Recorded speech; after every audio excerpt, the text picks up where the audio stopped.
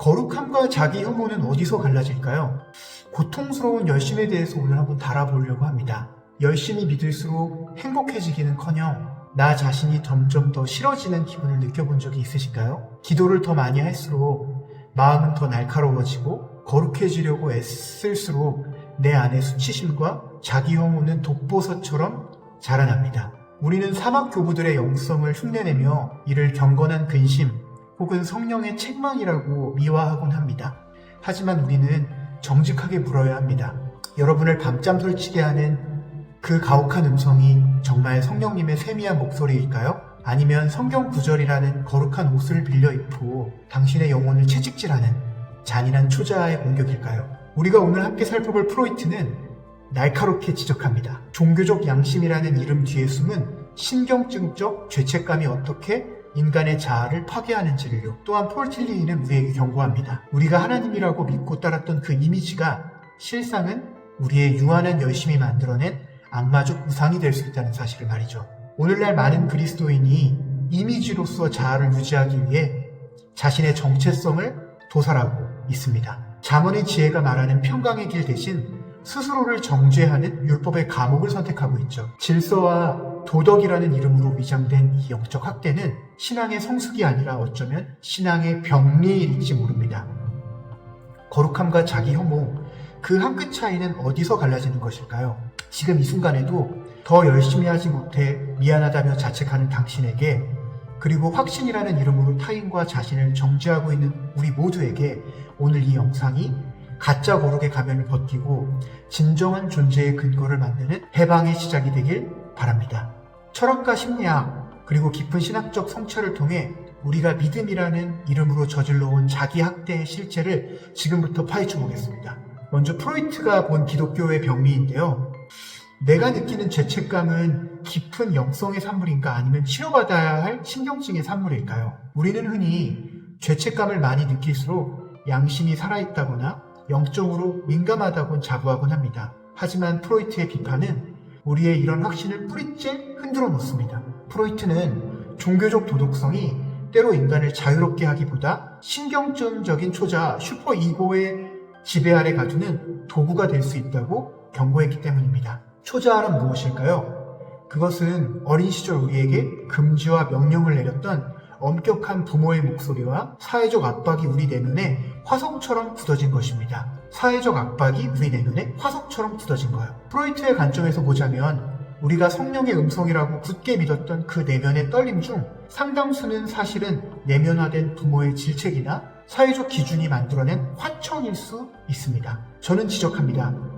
프로이트는 기독교의 본질을 인간을 억압하는 환상으로 오해했지만 동시에 기독교 신앙이 가진 병리적 현상만큼은 정확히 꿰뚫어 보았다는 것 말이죠. 성령님은 우리를 자유케 하러 오셨는데 고린도후서 3장 17절 왜 수많은 신앙인은 믿음이 깊어질수록 스스로를 더 좁은 감옥에 가둘까요? 왜 사랑의 하나님을 믿는다면서 정작 자신에게는 가장 잔인한 심판관이 될까요?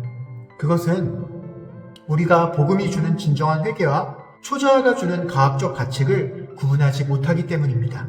성령의 음성은 우리를 살리려 하지만 신경증적 초자아는 우리를 파괴하며 굴복시키려 합니다. 만약 당신의 신앙이 기쁨보다 안 하면 큰일 난다는 강박과 나는 역시 안 돼라는 자기 비하로 가득 차 있다면 지금 당신은 하나님이 아니라 당신 내면의 거대한 심판관, 즉 초자아를 숭배하고 있을지도 모릅니다. 이제 우리는 이 교묘한 심리적 위장을 벗겨내야 합니다. 당신을 괴롭히는 그 죄책감의 근원이 정말 십자가의 은혜인지 아니면 병든 자아의 투사인지 말입니다. 먼저 분석 들어가기 전에 앞서 틸리히가 말하는 존재의 근거대 우상은 뭔지 한번 살펴보죠. 당신의 하나님은 당신의 삶을 살리는 근거입니까? 아니면 삶을 파괴하는 악마적 상징입니까? 한번 묵상해보세요.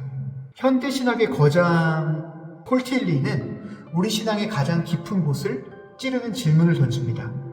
그는 신앙이란 궁극적인 관심이어야 한다고 말하면서 동시에 무서운 경고를 덧붙입니다. 유한한 것, 즉 우리의 종교적 열심, 사역적 성과 혹은 내가 만든 거룩한 이미지를 궁극적인 자리에 올려놓는 순간 그것은 더 이상 신앙이 아니라 악마적 데모닉이 된 것이 된다고 말이죠.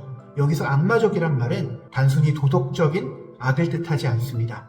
틸리에 따르면 그것은 창조적인 힘을 가진 무언가가 파괴적인 힘으로 변질된 상태를 의미합니다. 여러분이 붙잡고 있는 그 거룩해 보이는 사명 때문에 정작 사랑해야 할 가족이 상처받고 하나님이 주신 선물인 내 몸이 소진되며 공동체의 평화가 깨지고 있다면 어떨까요? 그것은 존재의 근거이신 하나님을 향한 헌신이 아니라 여러분이 스스로 구축한 종교적 자아라는 우상을 숭배하고 있는 것일지도 모릅니다. 제가 이번 영상에서 강조하는 것은 우리는 종종 하나님이 원하시는 모습이라는 이미지를 만들어 놓고 그 가면을 유지하기 위해 진짜 나 자신의 정체성, 아이덴티티를 학대합니다. 하지만 성령님은 당신의 존재를 파괴하면서까지 자신의 뜻을 관철시키는 독재자가 아닙니다.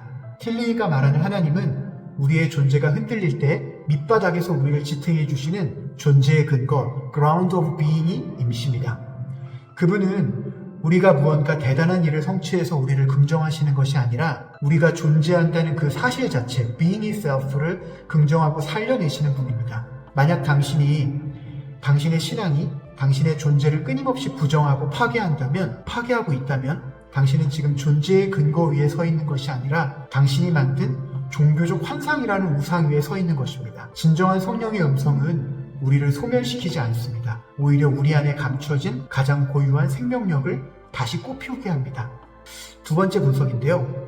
몰트만의 십자가와 함께 아파함이라는 주제로 한번 살펴보도록 하려고 합니다. 성령은 나를 몰아붙이는 채찍입니까? 아니면 내 곁에서 함께 우는 친구입니까? 우리는 흔히 성령 충만을 무한한 에너지나 폭발적인 열심으로 오해하곤 합니다. 그래서 충동적인 신앙인들은 자꾸 무언가를 해내야만 성령의 사람이라는 증명을 얻으려 하죠. 하지만 위르겐 몰트만의 십자가 신학은 우리에게 전혀 다른 하나님을 보여줍니다. 하나님은 고통 넘어 높은 보좌에서 명령만 내리시는 분이 아니라 아들의 십자가 고통 속에 직접 뛰어들어 그 아픔을 함께 겪으신 고난당하시는 하나님이라는 사실입니다. 제가 지적하듯 몰트만은 하나님이 인간의 고난에 무감각한 분이 아님을 강조합니다. 진정한 성령의 역사, 진정한 성령의 프레젠스는 내가 나를 채찍하며 달릴 때가 아니라 오히려 그 채찍을 내려놓는 멈춤에서 시작됩니다. 여러분이 스스로를 정죄하고 나는 왜 이 모양일까 라며 자기를 학대할 때 성령님은 그 옆에서 당신보다 더 큰 슬픔으로 함께 아파하며 기다려주십니다. 다른 시각을 빌려 말하자면 구원은 우리의 행위로 쟁취하는 전리품이 아니라 그리스도의 죽음과 부활의 능력이 우리 삶에 현재적으로 나타나는 사건입니다. 여러분이 자신을 미워하는 그 순간에도 하나님은 그 미움받는 당신과 단단히 연대 솔로더리티 하고 계십니다. 그러므로 여러분이 자신을 혐오하고 부정하는 것은 단순히 자신을 해치는 것을 넘어 당신 안에 거하며 당신과 하나 되신 하나님을 부정하는 것과 같습니다. 성령님은 여러분의 상처를 이용해 실적을 내시는 분이 아니세요. 오히려 그 상처 속에 함께 머물면서 여러분의 깨어진 정체성을 사랑받는 자라는 이름으로 다시 꿰매시는 분이십니다. 이제 영웅이 되어 세상을 구하려는 강박을 내려놓으세요. 당신의 고통에 동참하시는 하나님을 신뢰하며 잠시 멈추는 것, 그것이 가장 강력한 성령의 인도하심입니다. 이제 실제적인 분별인데요. 우리를 살리는 음성을 찾는 세 가지 질문이 있습니다.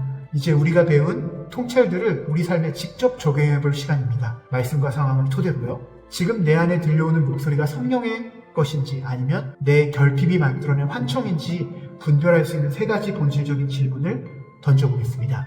첫째, 이 음성은 나를 거룩한 이미지로 만듭니까? 아니면 참된 정체성으로 해방합니까? 저는 여러분에게 뼈아픈 질문을 던집니다. 우리는 종종 남들에게 보여주고 싶은 완벽한 그리스도인이라는 이미지를 구축하고 그 가면을 유지하기 위해 실제의 나를 학대합니다. 가짜 음성은 끊임없이 너는 이 정도는 해야 해, 이런 모습을 보이면 안 돼 라는 완벽주의에 덫을 놓습니다. 하지만 성령의 음성은 당신의 연약함과 비참함을 가리지 않습니다. 오히려 그 비참함 속에서 그럼에도 불구하고 너는 내 아들, 내 딸이다라는 존재적 긍정을 선포합니다. 가면을 벗고도 안전함을 느끼게 하는 것, 그것이 성령의 인격적인 인도하심입니다. 둘째, 이 확신은 나의 영웅 심리를 자극합니까? 아니면 그리스도의 주권을 높입니까? 충동적인 열심 뒤에는 종종 나 아니면 안 된다는 비대한 자아가 숨어 있습니다. 내 감정은 나를 교회를 위기에서 구할 유일한 영웅이나 특별한 계시를 받은 선지자로 포장하며 타인을 정죄하게 만듭니다. 제가 그랬거든요. 이것은 틸리가 만든 전형적인 악마적 우상화의 모습입니다. 반면 성령님은 우리를 지극히 평범한 일상의 소중함과 공동체의 질서 안에서 질서 안으로 겸손히 돌려보냅니다. 내가 영웅이 되어 세상을 바꾸는 것이 아니라 그리스도가 내 삶의 주인 되심을 인정하며 작은 순종을 쌓아가게 합니다. 내가 나서야 해 라는 강박보다 내가 일할 테니 너는 신뢰하라는 평안이 성령의 말투입니다.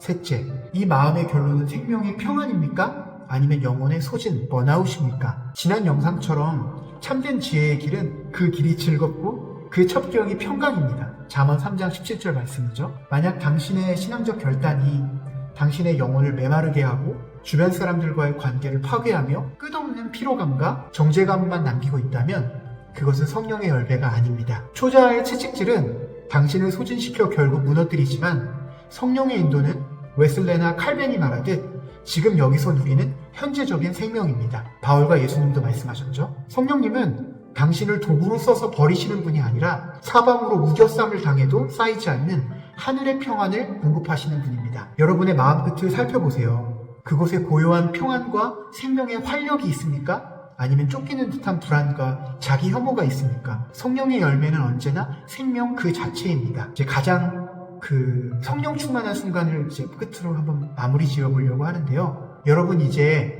우리 자신에게 가장 정직한 질문을 던져봅시다. 언제까지 나를 미워하는 것을 거룩함이라고 오해하며 사시겠습니까? 제가 이번 영상에서 명확히 지적하듯 자기 혐오는 신앙의 열매가 아니라 치료받아야 할 마음의 병인 경우가 훨씬 많습니다. 하나님은 당신을 파괴해서 영광을 받으시는 분이 아닙니다.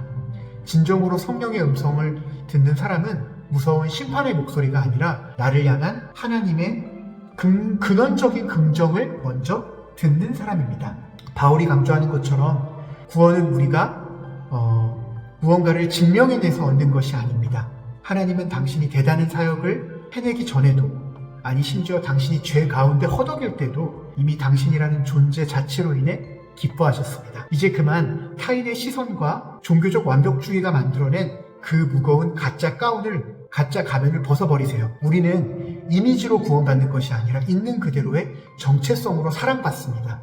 역설적이게도 우리가 가장 성령으로 충만해지는 순간은 내가 대단한 확신에 차 있을 때가 아닙니다. 오히려 하나님 앞에 무릎 꿇고 하나님, 저는 정말 모르겠습니다. 제 힘으로는 한 걸음도 뗄 수 없습니다. 여기서 멈추겠습니다. 라는 고백이 그 정직한 무력함의 순간이 가장 성령으로 충만해지는 순간입니다. 잠언의 지혜는 우리에게 말합니다. 우리의 보상은 이 땅의 화려한 결과물이 아니라 하나님이 우리를 인정하신다는 그 신뢰 자체에 있다고요. 당신이 아무것도 하지 못하고 멈춰서 있는 그 자리가 사실은 하나님의 은혜가 가장 뜨겁게 쏟아지는 자리입니다. 그 정직한 항복의 순간이 여러분의 인생에서 가장 성령님과 깊이 맞닿아 있는 순간임을 기억하십시오. 하나님은 당신의 행위를 기다리시는 것이 아니라 당신의 존재를 안아주시기를 원하십니다. 당신의 정직한 멈춤을 응원하며 영상을 마무리하며 이 한 가지만은 꼭 기억해 주셨으면 합니다. 거룩함은 자기 혐오의 끝에 있지 않습니다. 나를 깎아내리고 채찍질해서 얻어낸 결과물은 결코 성령의 열매가 될 수 없습니다. 참된 거룩함은 나를 온전히 수용하시는 하나님 안에서 비로소 나 자신과 화해하는 것입니다. 오늘 우리가 함께 살펴본 것처럼 프로이트가 경고한 가혹한 초자아의 목소리에 속지 마십시오. 틸리히가 말한 악마적 우상인 종교적 이미지에 당신의 생명을 내던지지 마십시오. 대신 당신 고통 곁에서 함께 울고 계신 몰트만의 하나님을 바라보시길 바랍니다. 저는 말합니다. 행복은 결정된 것이 아니라 우리가 받아들이기로 선택하는 것이라고요. 오늘 이 영상이 신앙이라는 이름의 강박에 숨이 막혔던 여러분의 영혼에 작은 숨통이 튀어주었다면 이제 그만 스스로를 향한 날선 비난을 멈추시고 자신을 용서해 주셔도 괜찮겠습니다. 당신이 당신 자신으로 존재하는 것, 그것이 하나님이 당신을 창조하신 가장 큰 목적이기 때문입니다. 잠언 3장 17절의 말씀처럼 여러분의 신앙의 길이 더 이상 가시밭길이 아니라 즐거움과 평강의 첩경이 되기를 소망합니다. 확신보다 분별을, 열심보다 정직을 선택하는 당신의 용기 있는 멈춤을 응원합니다. 여러분의 존재 자체를 긍정하시는 하나님의 사랑이 오늘 여러분의 밤을 평안하게 지켜주시기를 기원합니다. 시청해주셔서 감사합니다.